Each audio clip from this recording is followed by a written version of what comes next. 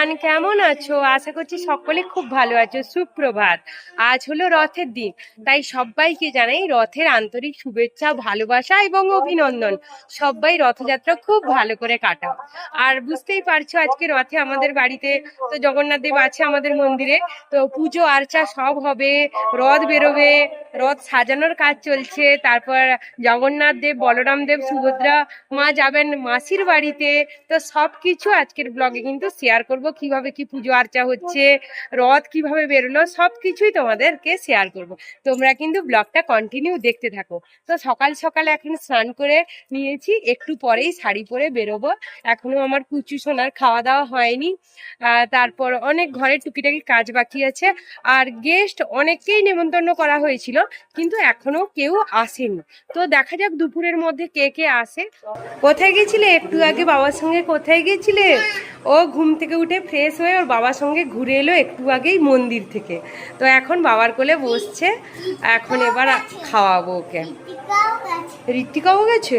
বাবা, আচ্ছা এবার খাওয়াবো ওকে, খাইয়ে তারপর আমি রেডি হয়ে যাব মন্দিরে।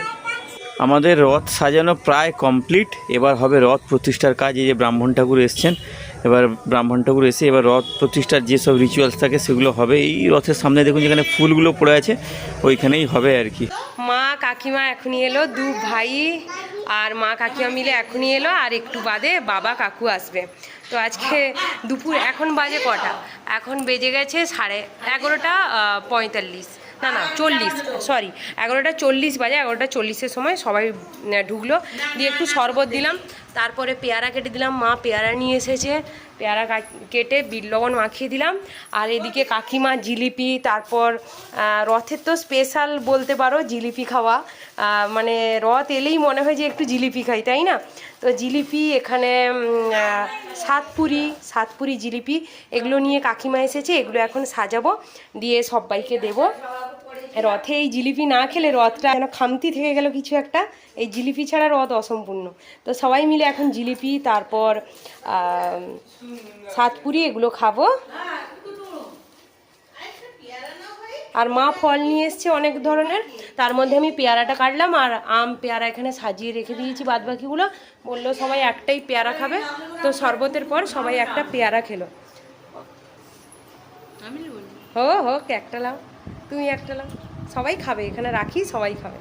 মা একটা জিলিপি তুলো। রথে জিলিপি ছাড়া রথ অসম্পূর্ণ। কিচ্ছু হবে না, পেট খিটখিট হবে না, কিচ্ছু হবে না, খাও তো। এটা জিলিপি আর সাতপুরি আছে, এখানে রাখি। রাখি। এবার যাব মন্দিরের ওখানে। তো রেডি হয়ে গেছি, আর আজ পরেছি এই শাড়িটা।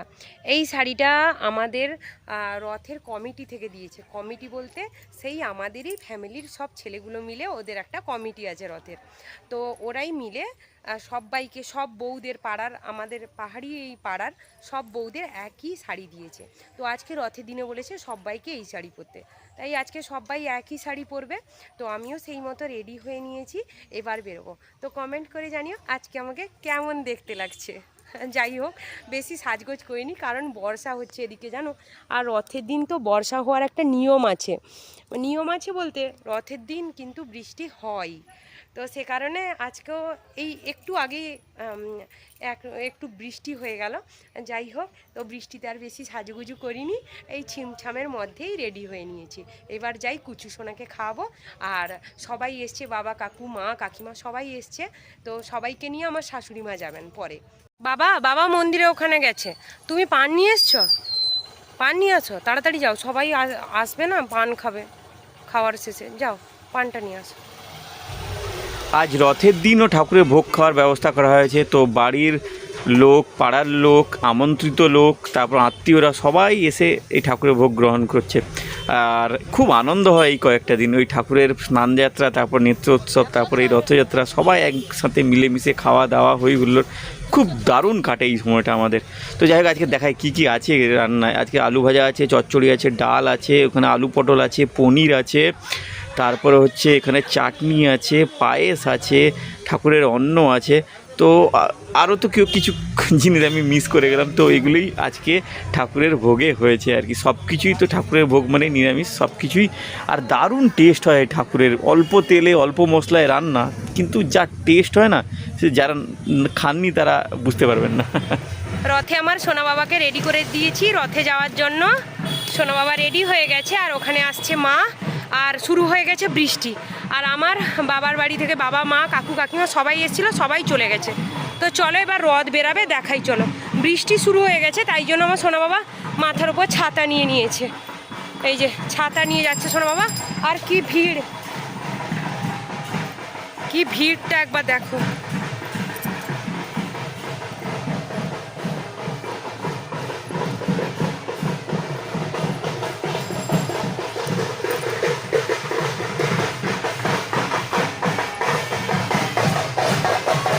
আমাদের মন্দিরটা এই রাস্তায়, আর রথ থাকে এই যে সামনে একটা সেট বানানো হয়েছে এই ডান দিকটায়, ওইখানে থাকে রথ, মানে সামান্যই দূর আর কি। তো মন্দির থেকে ঠাকুর আসবেন রথে আরোহণ করার জন্য।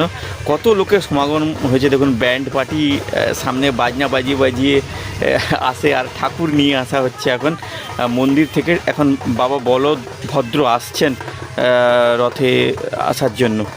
দেখুন কত লোক, কত ব্যান্ড পার্টি, কীর্তনিয়া, খুব আনন্দ হয় আমাদের এই এলাকার লোকেদের। আর আমাদের তো আনন্দের মানে শেষ নেই। এই বাবা বলভদ্র আসছেন, আর বৃষ্টি হচ্ছে, আর বৃষ্টি হোক না হোক এটা নিয়ম, ঠাকুর এলে ঠাকুরের উপরে এরকম ছাতা ধরে আসতে হয়। আর এরকম সামনে আমার একজন কাকু জল ফেলে ফেলে যাচ্ছেন, তো এগুলো তো নিয়ম জানেনই আপনারা অনেকেই। আর দেখুন আর কিছুজন আছে আমাদের এই ওপরে ঠাকুর ধরে ঠাকুরকে ওইখানে বসানোর জন্য, ঠাকুরের বেদিতে। আর একটা জিনিস লক্ষ্য করেছেন, যারা আমরা এই ঠাকুরের কাজ করছি তাদের ড্রেস দেখেছেন সবার, হলুদ ধুতি আর সাদা গেঞ্জি, এই হচ্ছে আমাদের সিগনেচার ড্রেস। আর হচ্ছে আমাদের পাড়ার সমস্ত মহিলাদের এর আগের বছরও নতুন শাড়ি দেওয়া হয়েছিল, এবছরও নতুন শাড়ি দেওয়া হয়েছে। রুমি তো নিশ্চয়ই আপনাদের সাথে শেয়ার করেছে।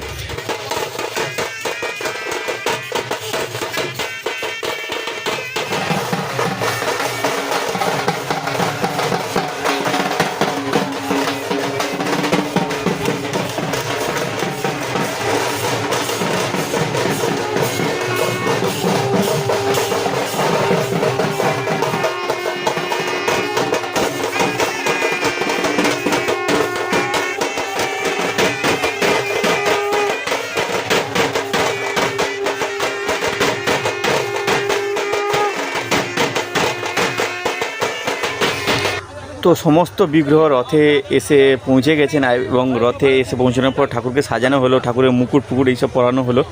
এবার দেখুন কত লোক এসছে রথ টানার জন্য। আমাদের এতদ অঞ্চলে সবথেকে পুরনো রথ হচ্ছে আমাদের এখানে, 3-4টে রথ হয়, সবথেকে পুরনো রথ হচ্ছে আমাদের। বাচ্চা থেকে বয়স্ক সবাই এই রথের দড়ি টানতে আসে, আমাদের পাড়ার লোক, পাশাপাশি এলাকার লোক সবাই আসে। তো আজও তার এই বৃষ্টি উপেক্ষা করেও লোক এসছে, আর রথ মানেই তো বৃষ্টি হবে। রথ টানা শুরু হয়ে গেছে, কত লোক এসছে একবার শুধু দেখুন, কোথায় রথ আর কত লোক রথের দড়ি ধরে টানছে। আর এবছর আমি রথে উঠিনি বলতে ঠাকুরকে আমি রথে তুলে দিয়ে আমি নেমে এসেছি। আমাকে আজকে মানে দোকান যেতে হবে, কারণ আজকে আমাদের বাজার বার, তো বাজার বারটা কোনো প্রকারে মিস করবো না, আছে অনেকেই আছে, তো হয়ে যাবে, কোনো সমস্যা হবে না। তো সেই জন্য আমি আজ রথে উঠিনি, এই আসছি ঠাকুরের রথের সাথে, এই সোজাই আমিও দোকান চলে যাব। ঠাকুরকে রথে বাজার আসবে, আমিও দোকান চলে আসবো। আর মেঘলা তো আছে, বৃষ্টিটা এখন বন্ধ হয়ে গেছে। আর আমাদের কুচু সোনাকে দেখুন, তার একজন কাকুর কোলে বসে বেশ কোলে সে বেশ মজা করছে আর কি। ও এতক্ষণ আমার হাত ধরে ছিল, তারপর ওই কাকুর ছেলেটা বললো আয় আমার কোলে, দিতে সে তার কোলে গেছে আর কি। আর আমাদের এই গ্রামীণ রাস্তা তো গ্রামীণ রাস্তায় কি হয়, একে হচ্ছে ঢালাই রাস্তা, সরু ঢালাই রাস্তা, তারপর হচ্ছে এই ইলেকট্রিক লাইন, কেবিল লাইন, এইসবগুলো থাকার জন্য আমাদের রথটা তো বেশ উঁচু আর লোহার। আর তো সেই জন্য আমাদের পারমিশন নিতে হয় আগে থেকে ইলেকট্রিক ডিপার্টমেন্টের কাছ থেকে, যাতে কারেন্টের লাইন অফ করা থাকে, নাহলে এত উঁচু যে এই যে বিদ্যুতিক যে তারগুলো আছে ওগুলো লেগে যায়।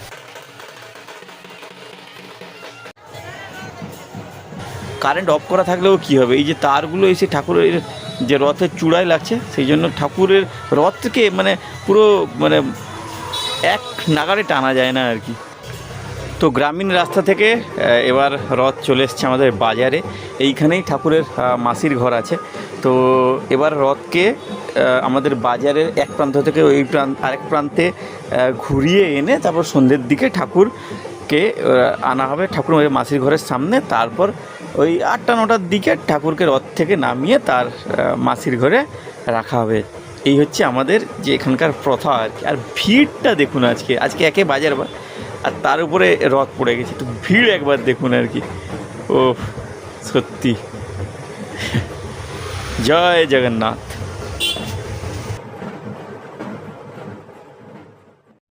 তো আমি বাজারে ছিলাম, রুমি আমাকে বলছিল সিঙ্গাড়া আনতে, রাত্রিবেলা রান্না বান্না করবে না বলছে, ঘুমিয়ে গেছিলো সে, ঘুমিয়ে গেছিলো, মাও ঘুমিয়ে গেছিলো। তো বলছিল রান্না করবে না, সিঙ্গাড়া আনতে মুড়ি দিয়ে খেয়ে নেবে। আমি সিঙ্গাড়া আনতে গিয়ে যখন দেখি দোকানে সিঙ্গাড়া নেই, শেষ। তো আমি কী করলাম, ফুচকা নিয়ে এসেছি। আমাদের এখানে একটা নিরামিষ ফুচকা বানায় খুব সুন্দর। দেখুন ফুচকার যে আলুটা বানিয়েছে না, দেখেছেন, তাতে কর্ন আছে, কর্ন দিয়েছে, অনেক রকমের জিনিস দিয়ে বানায়, শুধু পেঁয়াজ বাদে আর সব কিছু ভালো থাকে আর কি। দারুণ বানায় কিন্তু। এই যে এতগুলো ফুচকা নিয়ে এসেছি, আমি, মা আর রুমি 3জন খাবো। আর এই যে সেই বিখ্যাত টক। সিঙ্গাড়া ভালো না ফুচকা ভালো? আমার কাছে তো সিঙ্গাড়াটা বেশি ভালো। কিছু করার নেই, সিঙ্গাড়া আজ পাইনি, খেয়ে নে এটা, ফটাফট খা। এই আলু ফুচকাওয়ালা হতে হবে। ধর, তুমি বানাবে, আমি খাবো। ধর ঢোকা, খেয়ে দেখ, খেয়ে বল কেমন হয়েছে নিরামিষ ফুচকা। ভালো বানাবে। ভালো বানায় না, প্রচুর বিক্রি হয় তার। ভালো। এবার আমার খেয়ে দেখার পালা কেমন হয়েছে। মা গেছে টয়লেট থেকে আসো দিলে খাবে, আমরা তো তখন খাওয়া শুরু করে দিই। এই রাতে কি ফুচকা খেয়েই ঘুমাবো নাকি? হ্যাঁ, রাতে ফুচকা খেয়ে ঘুমাবো।